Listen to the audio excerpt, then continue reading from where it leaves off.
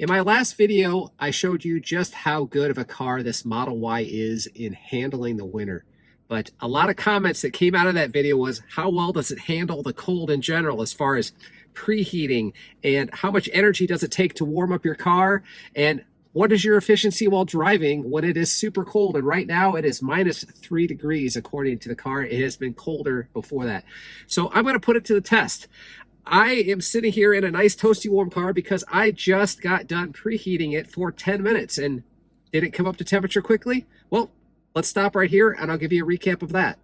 So to start out this simulation of what it is like driving under these frigid cold conditions, the first thing you generally do on your commute is warm up your car, and that's what I did. So I went into the app and I turned on my climate controls and I turned on my defrost to simulate having snow covering my car. That kicks up the climate controls too high and absolutely blasts things as fast as possible. So as you can see on the screen, it got up to just about 70 degrees before my phone cut out on me. Now I waited a full 10 minutes before going out to my car, and it had sat at 80 to 81 degrees Fahrenheit for a little while. So as you can see, this car can go from 10 degrees inside the car up to a very warm 80 degrees very, very quickly. I argue faster than a gas car. It got up there and it held the temperature. The question is, how much energy did it take? Well, the answer kind of depends on what you look at. So when I turned on the climate controls, the state of charge of the car was 48%. And after 10 minutes of blasting the heat, I came out to the car and it said that it was at 45. So according to that, I only lost 3%. However, that's not the whole story. Well, according to the computer here, that since the last drive while I was parked, I consumed 9.6%. Yeah, 9%. And where was it? Well, it says 6.5% of that was preconditioning. And that what I would assume would be what I just did over the last 10 minutes. I have 2.2% consumed with Sentry mode because I'm parked here in my parking lot at work and I wanted to have Sentry mode turned on. And there is a little bit that it says as far as 0.9% screen time. Honestly, I'm not sure I know what that is. But anyway, the majority is to precondition this car warm. I had it on full blast, full defrost for 10 minutes straight, 6.5% of my battery consumed. And that's quite a bit. Another thing that I want to point out before we go on a drive here is that you also have to be concerned about your tire pressures. Now, my tire pressure, when I left my warm garage this morning, I checked them, was right at the rated 42 PSI. And as I'm sitting here right now, it is showing between 35 and 36 PSI because it is so stinking cold. Now, that's not great, but I'm going to go ahead and do this drive anyway because that's what this real world condition would be, because I would normally inflate the tires at home in the warmer garage and get it up to pressure, and this is just what happens when it's cold. So we have lower tire pressure. We have a cold car. It's now preheated, at least inside the cabin, but I'm pretty sure the battery's cold. And we're going to go on about a 25-mile drive here, and we're going to chart our efficiencies and see what happens. And we're going to end up at a supercharger, and I'm going to preheat to the supercharger. I'm not going to put in the destination right away because I want to see what effect the driving in cold to a destination without going to a supercharger and preheating, and then when we add the supercharger and the preheating kicks in, how much does that impact our range? And then when we get to our supercharger at a little bit lower state of charge, I'm sitting here at 44%. It's likely to be probably below that, obviously. But when we get there, can we get quick charges from a V3 supercharger? So let's just hit the road. Hey, this is Future Jim jumping in here real quick. One of the questions I got was, how long does it take in these extreme cold temperatures for the Regen to kick back in on the car? Well, during this drive, watch that Regen bar at the top and look for any green. The green would tell you that we're doing regeneration. A gray bar tells you that we're using physical brakes. We'll check in at the end, and I'll tell you what I found out. So now we're just getting started. I'm not going to navigate to that supercharger right away, otherwise the preconditioning is going to kick in. But you can see I've already consumed 1.1% on this drive, and we just got started. And that's because I was sitting here talking to you, the climate controls are running, and we consumed a little more power. So let's just kind of see what things look like. Go over here to the consumption tab. See, it's actually pretty bad. Average is 512 for the last 5 miles. That was coming into work. and we'll see what happens. We'll leave it on here for the first 5 miles or so, and then we'll switch it over to the 15 and then 30 as we go, and just kind of track how our overall efficiency is going. Right now, just in the last 1 mile, we're at about 700 to start. Not going to be concerned about that, because that is pretty typical when you start out a drive in a Tesla. The first mile is going to be really terrible. It comes down pretty quick after that typically. But being as cold as it is now, don't know that it is. We're going to find out. Roads are clear, so I'm going to use FSD, and I'm going to drive my normal speed that I would normally drive, which is a little bit over the speed limit.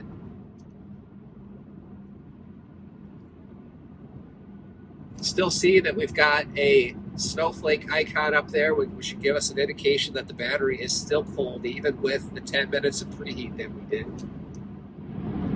And our average efficiency is actually getting maybe a little bit worse. We're currently sitting at 732 watt hours per mile. Now, the average that I would normally get overall on this type of loop in summer weather would be somewhere in the 300 mark, or maybe a little under 300. So we are well over 2 times that rate right now. All right, one thing that's worth pointing out, we just came to this stop here, and normally it would be regenerating, and I noticed that the bar up here was completely gray, indicating that it was using the physical brakes to stop the car. There was absolutely no regeneration whatsoever, and we're at 41% on the battery. So that's one of the things that you're going to see when you're driving in these ultra cold temperatures, is that your regeneration is likely going to go down. It's just the inability to put those electrons back in the battery can be significant in the overall efficiency of your car. Just for the sake of clarity, it's worth noting that I am running right now in a 2021 early model Model Y long range. I have about 58,000 miles. I am running on Michelin Cross Climate Tube tires that are all-season tires. I use them year-round, although I just got them this past fall. Overall, the tires are great. Even though it is super cold, -4, I would say it's not particularly windy right now, so I know that that affects efficiency a great deal, but the wind doesn't appear to be blowing. There's obviously a lot of snow on the ground. You would see the wind if it was happening, but it's generally not there. And the car is not giving me any indication that we're slowing down in efficiency because of wind. So it's really pretty much a factor of the cold itself. And I wouldn't even say the road conditions are such that it would cause us to lower our efficiency with the tires that we have due to snow coverage, because the roads are, for the most part, clear. So that's what we have for the car. So far, check in, we are at 565 watt hours per mile. And as soon as we're about 8 miles, when I get to 10 miles, I'm going to go ahead and put in the supercharger as our destination. And we're going to see what happens with our energy graph here as far as where we're going to be at. Switch over to 15 miles. See how much of an effect the preconditioning going to the supercharger has. I suspect that it will have a measurable amount, but we'll see. So we'll check back in about 2 miles. Okay, we're at 10 miles. Let's go ahead and put in our supercharger as a destination here, which is Cedar Rapids. We're going to be taking the long way there. You see the indication that we have started preconditioning.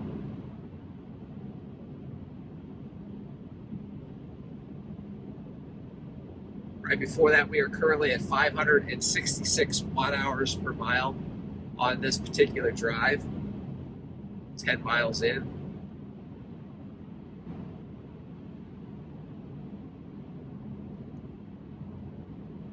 Right about here, where that spike goes up, we just happen to be going up a hill, is when we turned on preconditioning. Now, the supercharger is only about a mile away from my current location, but we're only 16 miles into this drive, and I want to give it a little bit longer simulated commute here. So I'm going to go past the exit, drive up the interstate here about 5 miles or so, turn around, and then come back to the supercharger. And that'll do a couple of things. It'll add mileage, give us a little more runtime and averaging on our watt hours per mile. It'll also get me to the supercharger at a little bit lower state of charge. I really want to not get there with the snowflake icon, and I noticed that it just turned off, which would hopefully tell me that it's getting there as far as preconditioning. However, it still says it's preconditioning the battery. Also, another holiday update that I'll point out, it's saying speed camera ahead. That's new. Appreciated. Thank you very much for that. But we're going to get a little more runtime here, go up the road about 5 more miles, turn around, come back, and then we'll make our way to the supercharger. We'll plug in and we'll see what kind of speeds we get as far as charging goes. We're going to get off the highway here and make a U-turn and head back to that supercharger.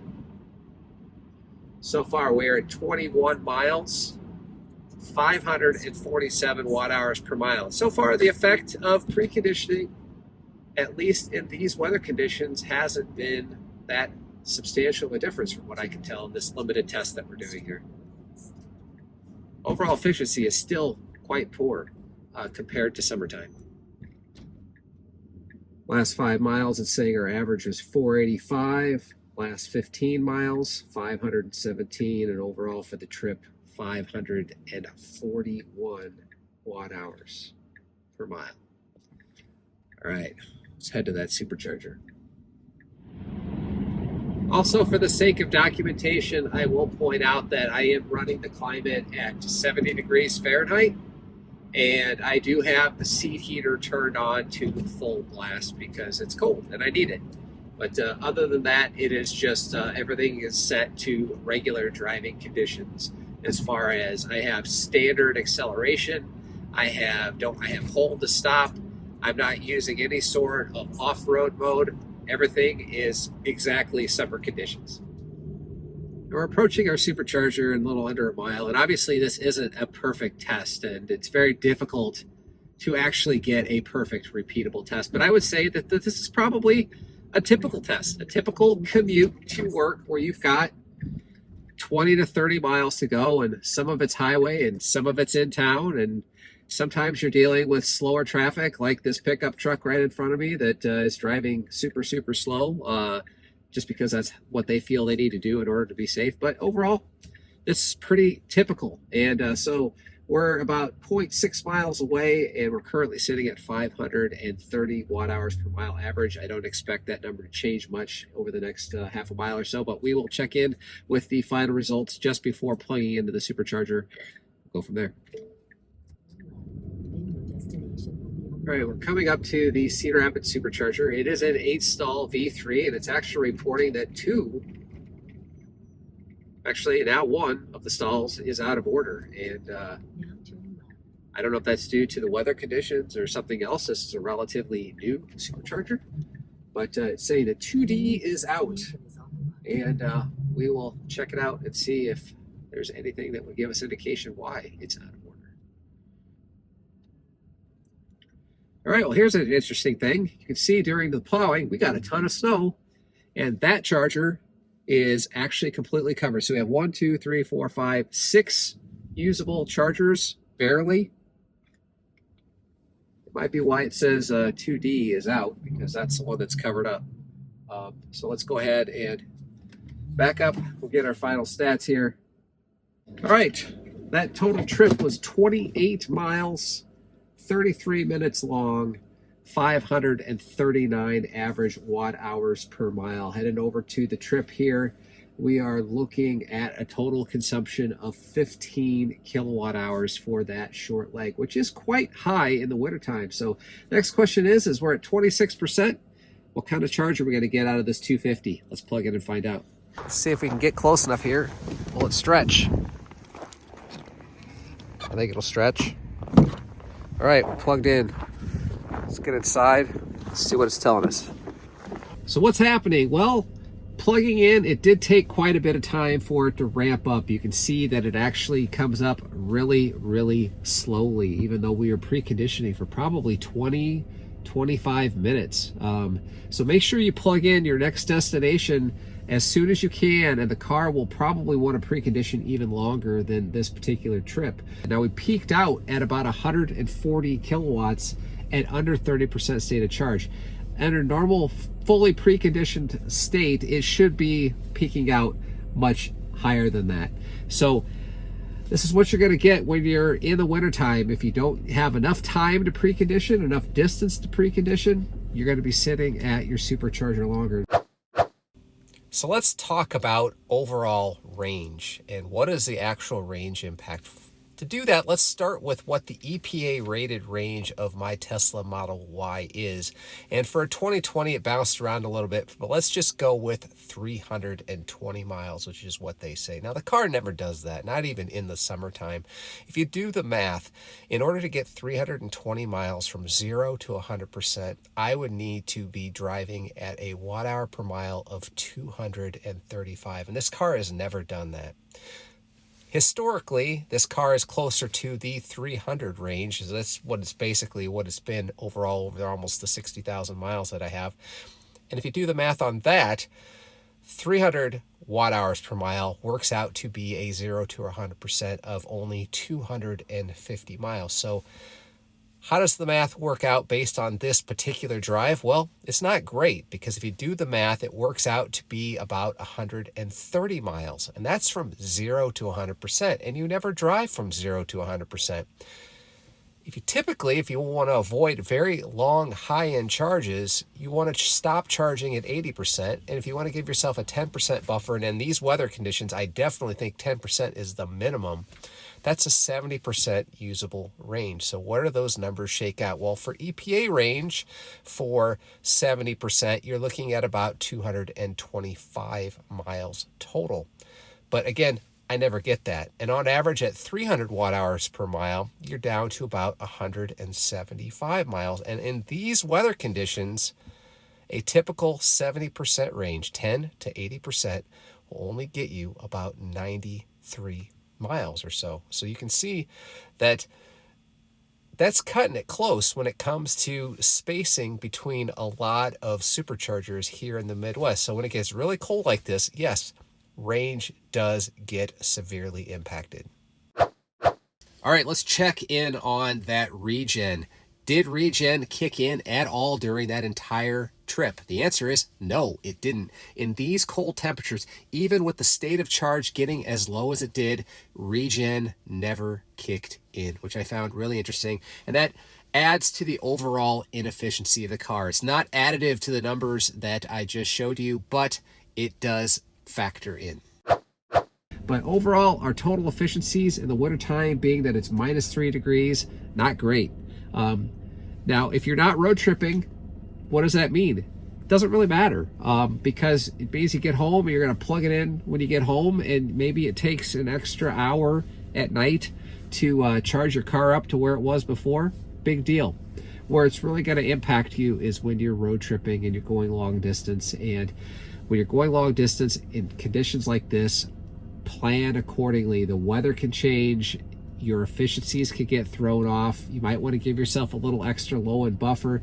Expect you to burn more juice, as we have here, almost twice, not quite twice as much as my overall average.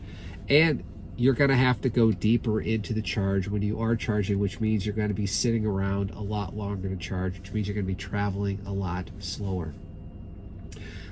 All right, that's it. That is cold weather driving, from preheat to driving to supercharging in a relatively decent simulated commute drive, both highway and in town. So hopefully this helps answer some of the questions that you've been sending me. And if you enjoyed this video, I appreciate you hitting that like button. And if you're new to the channel, make sure you check out my other videos about winter driving. You might find those useful too. And subscriptions are always welcome. And if you're looking to pick up a Tesla of your own, and I would highly recommend it, this thing is a winter beast.